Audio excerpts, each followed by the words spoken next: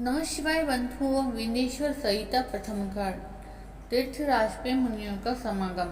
श्री व्यास जी बोले, एक समय की बात है कि प्रयागराज में संगम पर सब ऋषि मुनि एकत्रित हुए। उस समय वहाँ पे सूत जी भी पधारे। सभी ऋषि मुनियों ने उठकर उनका स्वागत किया और बैठने के लिए आसन प्रदान किया। सबने हाथ जोड़कर उनसे निवेदन किया, हे मुनिवर, कलयुग में सभी मनुष्य पाप ताप से पीड़ित होकर सत्कर्म से रहित, पर स्त्रीगामी, पर निंदक, आत्मज्ञान रहित, नास्तिक, देहाभिमानी, दूसरों की हत्या करने वाले, माता पिता से द्वेष रखने वाले और स्त्रियों के गुलाम हो जाएंगे। वैसे अपने धर्म से रहित कुमार्गी हो जाएंगे। शुद्ध अपने कर्म को छोड़कर तिलक लगाकर ब्राह्मणों जैसा आचरण करेंगे। नकली तपस्वी, ब्राह्मणों के तेज हरता, पाषाणों आदि का दंभ पूर्वक पूजन करने वाले, विद्यावाद विवादी, धर्म लोपक, दुष्कर्मी, धर्म की नाशक, दंभी, अभिमानी होंगे। स्त्रियां अपने धर्म से विमुख हो जाएंगी। वे माता पिता की भक्ति से विमुख, पति से विमुख, प्रेमी के साथ रहने वाली, तमोगुणी और नित्य रुगण रहा करेंगी। इस दुख से छुटकारा दिलाने का कोई सरल उपाय बतलाइए।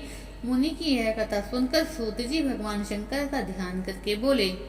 शिव पुराण की संहिताओं के भेद। श्री सूत जी बोलते हैं, हे मुनीश्वरों, कलयुग में पापों को नष्ट करने वाला परमार्थदायक शिव पुराण वेदांत का सर्वस्व कहा जाता है। इसके पढ़ने और सुनने से मुक्ति मिल जाती है। व्यास जी का कहना है कि शिव पुराण का एक या आधा श्लोक पढ़ने वाला भी पापों से मुक्त हो जाएगा। जो व्यक्ति सावधानी पूर्वक इसका पाठ करेगा वह जीवन मुक्त हो जाएगा। इसका आचरण करने वाले को एक एक अश्वमेध यज्ञ का फल प्राप्त होगा। भगवान शिव ने इसे स्वयं उपनिषद रूपी समुद्र से मंथन करके निकाला है। इसलिए जो भी व्यक्ति इसका पान करेगा वह अजर अमर हो जाएगा। इसमें धर्म, अर्थ, मोक्ष और चारों पदार्थों का विवेचन किया गया है। उनकी प्राप्ति का उपाय बताया गया है। शिव जी की लीला और सभी ज्ञान विज्ञान का समावेश इस पुराण में है। भगवान शिव जी ने पहले इसमें 1 लाख श्लोक लिखे थे। विदेश्वर संहिता, रुद्र संहिता, विनायक संहिता, उमा संहिता, मातृ संहिता, एकादश रुद्र संहिता, कैलाश संहिता, शतरुद्र संहिता, कोटिरुद्र संहिता, सहस्त्र कोटि रुद्र संहिता, मानवीय संहिता, धर्म संहिता।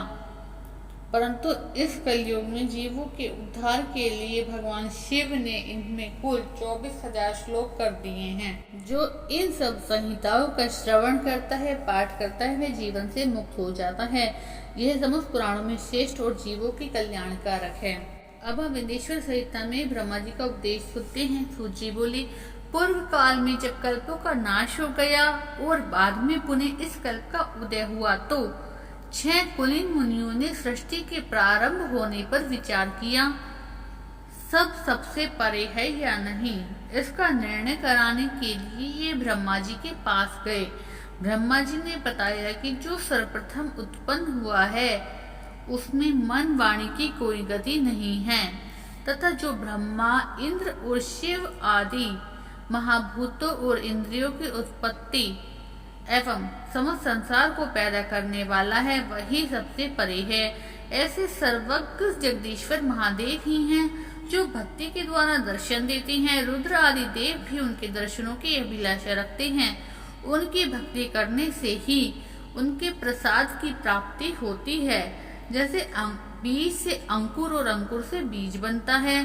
ब्रह्मा जी ने कहा, आप लोग महादेव जी की प्रसन्नता हेतु एक दृश्य यज्ञ कीजिए, जिसमें शिव जी की कृपा से आपको साध्य और साधन का ज्ञान प्राप्त होगा। मुनियों ने पूछा, हे भगवान, यह साध्य और साधन क्या है? ब्रह्मा जी ने कहा, साध्य शिव पद है और साधन उनकी सेवा करना है। वेद विधि द्वारा उनकी आराधना करने पर उनकी प्राप्ति होती है। जो जैसा करता है वैसा ही फल प्राप्त होता है। कानों से सुनना, मुंह से कहना और मन से मनन करना भी एक महान साधन है, क्योंकि महेश्वर हमेशा सुनने, कीर्तन करने तथा मनन करने योग्य है। इसलिए साध्य तक पहुंचने के लिए साधन पर जुट जाना चाहिए। गुरु के द्वारा शिव योग को प्राप्त करना चाहिए। पहले कुछ कलेश उत्पन्न हो सकता है, परंतु बाद में परमानंद की प्राप्ति होती है। सनत कुमार और व्यास संवाद। मुनियों ने ब्रह्मा जी से पूछा, श्रवण, मनन और कीर्तन क्या है, कैसे किए जाते हैं?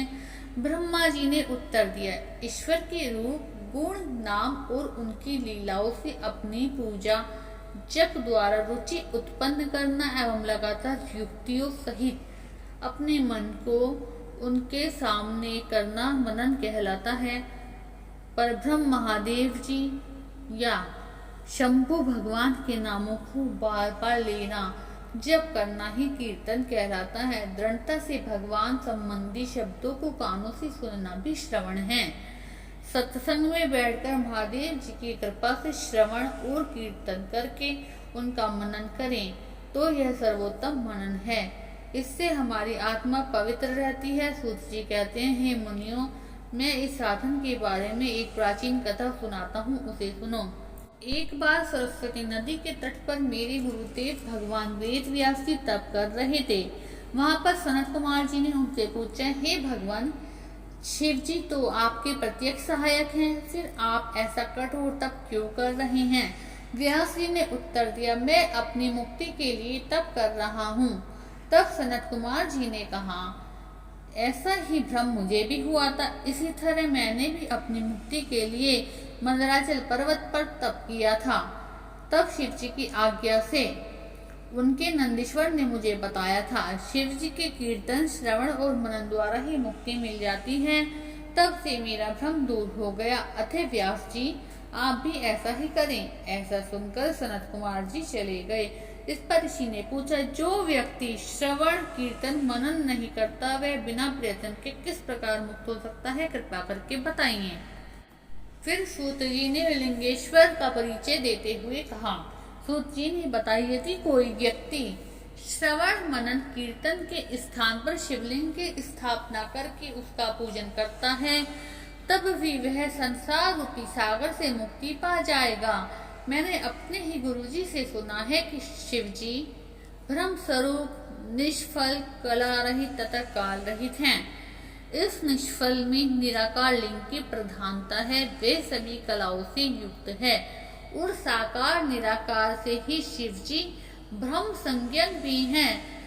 व्यक्ति शिव जी के साकार रूप और निराकार रूप दोनों को पूजते हैं। प्राचीन काल में ब्रह्मा विष्णु के विवाद में उन्होंने शिवलिंग में प्रकट होकर दर्शन दिए थे, तभी से शिवलिंग इस संसार में पूज्य हो गया। इससे सबका कल्याण और मोक्ष की प्राप्ति होती है। ब्रह्मा विष्णु विवाद। पूर्व समय की बात है, भगवान विष्णु अपने पार्षदों के सहित लक्ष्मी जी के साथ शेष शैया पर शयन कर रहे थे। ब्रह्मा जी भी वहां पहुंचे। विष्णु जी को संबोधन करके बोले, हे पुत्र, तुम उठो, कौन हो तुम? मुझे देखो, मैं तुम्हारा भगवान यहाँ आया हूँ। विष्णु जी यह सुनकर क्रोध को दबाते हुए बोले, हे पुत्र, तुम्हारा कल्याण हो, आओ बैठो। देखो, मैं तुम्हारा पिता हूँ, कहो तुम्हारा मुंह टेढ़ा क्यों हो गया है? ब्रह्मा जी बोले, समय के फेर से तुम्हें अभिमान हो गया है। हे पुत्र, मैं तुम्हारा स्वामी हूँ, इस समस्त संसार का पितामह हूँ। विष्णु जी बोले, अरे मूर्ख, तुम मुझे अपना बड़प्पन क्या दिखाते हो? सारा संसार तो मुझ में निवास करता है। तुम मेरी ही नाभि कमल से उत्पन्न हुए हो, मुझसे ऐसी बातें कर रही हो, मुझे यह शोभा नहीं देता। इस प्रकार ब्रह्मा जी और विष्णु जी में विवाद बढ़ता गया। ये दोनों अपने को प्रभु कहते कहते आपस में युद्ध करने लगे। दोनों के प्रहार से देवता व्याकुल होकर कांपने लगे। कहने लगे, जब आप लोग अराजकता उत्पन्न कर रहे हो तो समस्त सृष्टि भगवान शिव की है। उसके बिना इस सृष्टि का एक तिनका भी इधर से उधर नहीं हो सकता। अतः हम सब शिव शंकर भगवान के पास चलते हैं। इतना कहकर सब देवता वहां पहुंचे और जहाँ महादेव जी माँ पार्वती के साथ सभा में मणि में इस सिंहासन पर विराजमान थे। देवताओं को आया देखकर शिव जी ने उन सबको अपने पास बुलाया। फिर शिव जी ने निर्णय किया। शिव जी बोले, हे देवताओं, मैंने सुना है विष्णु और ब्रह्मा में भीषण संग्राम चल रहा है। इस कारण तुम्हें महान दुख उठाना पड़ रहा है, परंतु अब घबराओ मत। शिवजी वहां पहुंचकर बादलों की ओट में उनका भीषण युद्ध देखने लगे। वे परस्पर एक दूसरे पर माहेश्वर और पाशुपत अस्त्रों का प्रयोग कर रहे थे। इनके प्रयोग करने पर तिलों की भस्म हो जाती है। इस प्रलय के वातावरण को देखकर शिवजी एक तेजो में अग्नि के समान दोनों के पत्थे में जाकर चमकते हुए स्तंभ लिंब के रूप में प्रकट हुए। विष्णु और ब्रह्मा महातेज वाले स्तंभ को देखकर विस्मय में पड़ गए।